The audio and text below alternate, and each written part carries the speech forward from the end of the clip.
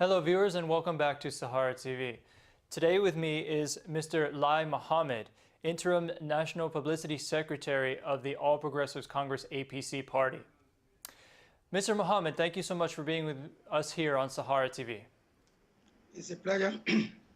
So to start out, sir, now that the APC is registered and looking toward the 2015 elections, what is the plan to convince the populace that you're a true alternative to the PDP? And I'd just like to follow this up with the reports that people are unconvinced due to the fact that some of your party ranks are made up by the old guard politicians, such as Buhari, Tinubu, and among others. How do you convince the people that these politicians have turned a new leaf, that in fact will be something different than what we've seen before? Well, I think I would direct viewers and the electorate to go to our website and read what our manifesto says. Because in the preamble to our manifesto, we made it clear the objective of this party, that we've witnessed the slow drift of Nigeria into instability and insecurity. We've witnessed how today we have been incapable of feeding ourselves, supporting our institutions, or even providing electricity or power. And that we have come together to rescue the nation from this drift into abyss.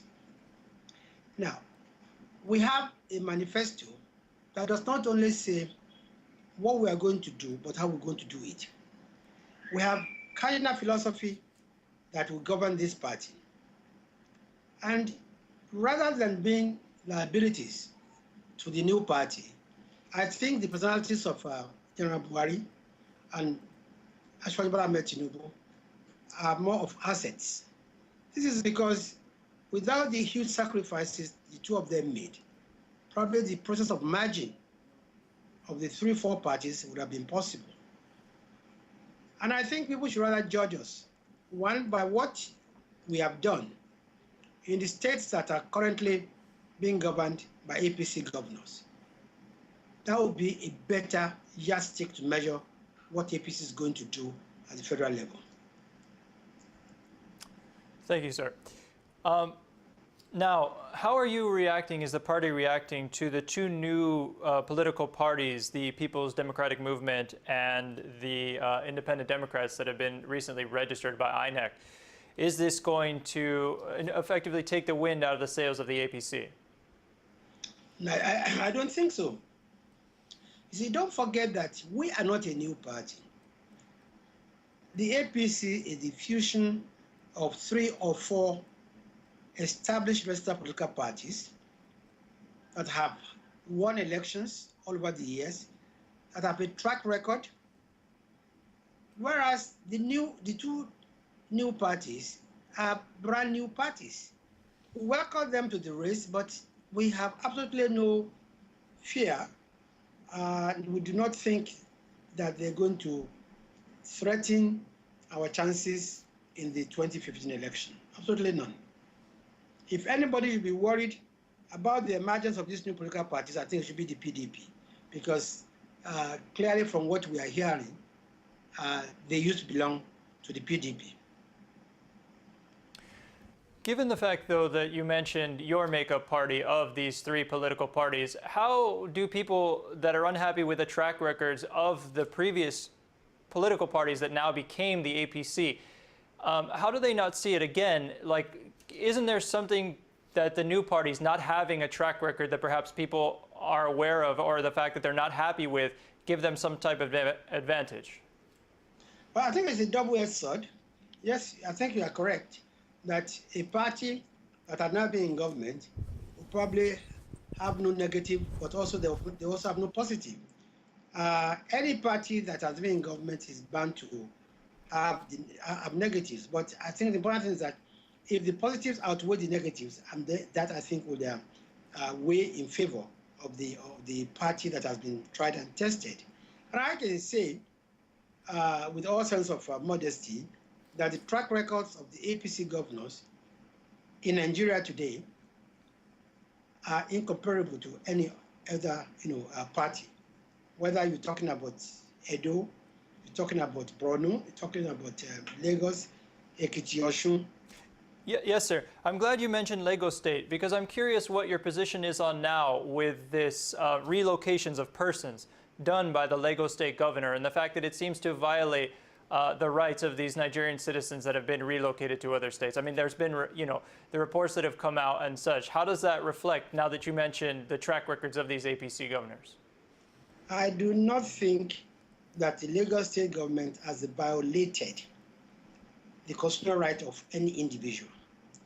Yes, there's freedom of movement. It's not absolute. There's freedom of movement, but there are also rules against trespass. You cannot say because there's freedom of movement, you move into my house without being invited. But that's not the issue. The issue is that our opponents have turned a normally routine exercise, which is carried out by every government, into a political issue. And we know that this is the modus operandi of Governor Obi. All this is about the November election in Anambra State. The idea is to demonize APC and incite the Igbos against the Yorubas. But the facts on ground do not support this. One is that when the destitutes were collected from the streets, they were taken to rehabilitation center where they were detoxified, they were taken care of. And when they came around, they said they wanted to go back to their states. And Lagos State immediately wrote a letter in April to the Anambra State government saying, we have these 14 destitutes who have been rehabilitated and they want to go back to their states. Please make provision for them to come to go home. And the Anambra State government replied and said, please furnish us with the details of these destitutes, which Lagos State government did. Between April and July, Lagos State government had nothing from Anambra State. So number one, these destitutes were 14. Number two, it's not correct that the Anambra State government did not know anything about it. And incidentally, Lagos State had, was on the receiving end when Akwa Ibom State government wrote a letter to it and said, we have 2 psychiatric cases with us. They claim to be from Lagos State. Come and please evacuate them. Lagos State went and did so. And the same Anambra State, in 2011, also deported 29 people to Ebonyi and Akwa Ibom states.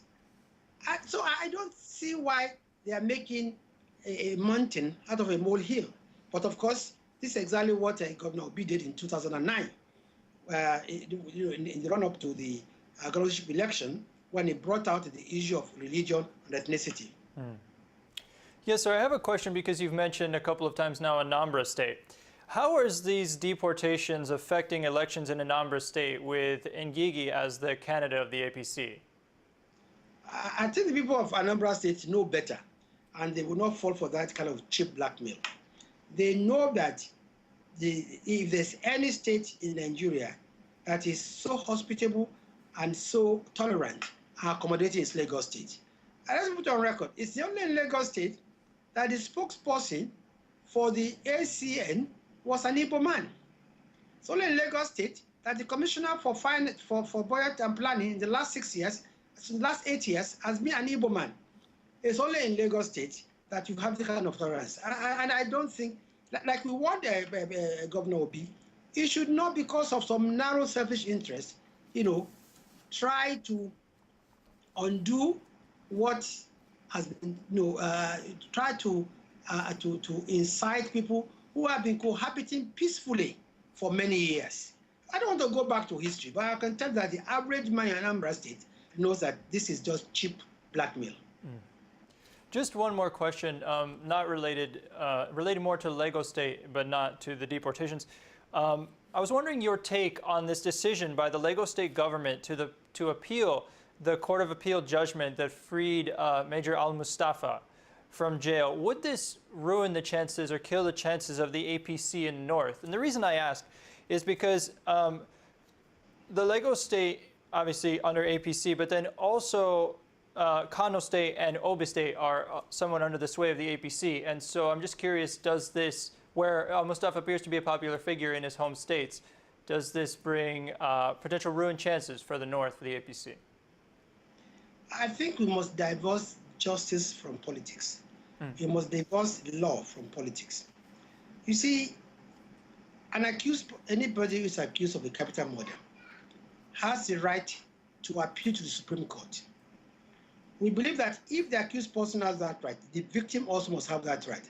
And it is that right that the Lagos State government is protecting, pure and simple.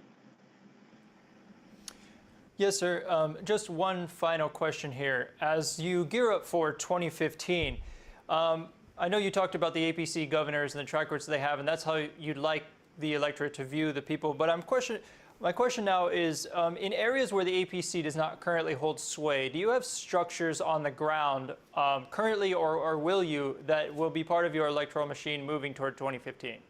So outside of mainly the western states and a couple of northern ones where the APC is actually holds sway in the states. No, I think using the last 2011 elections as a barometer for the popularity of any particular party will be quite misleading. There are many states in the Federation today where we have no governors, but the sentiment of the people is in favor of the APC. And I think we should look at a very holistic picture and not look at it piecemeal. The honest truth today is that the APC is the singular most popular party in Nigeria today, and we have confidence that this will translate into electoral victory, come 2015. As long as starting from 2013, 2014, since there are some staggered elections this year and next year. Yes, and sorry, just one final up. Does the party plan to zone the presidential slot to any particular region at this time, and do you have any candidates in mind at this time? No.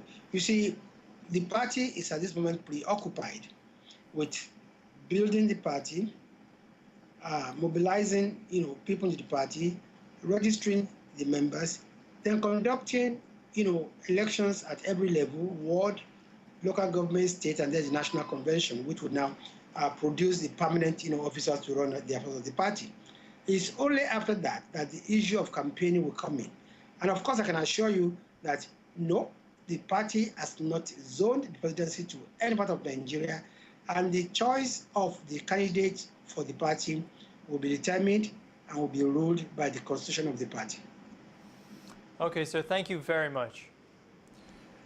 Viewers, that was Mr. Lai Mohammed, Interim Publicity Secretary of the APC, with us here today to discuss the APC prospects going toward the 2015 elections. Stay tuned now, as up next we have Dr. Ruben Abati coming to interview with us here on Sahara TV.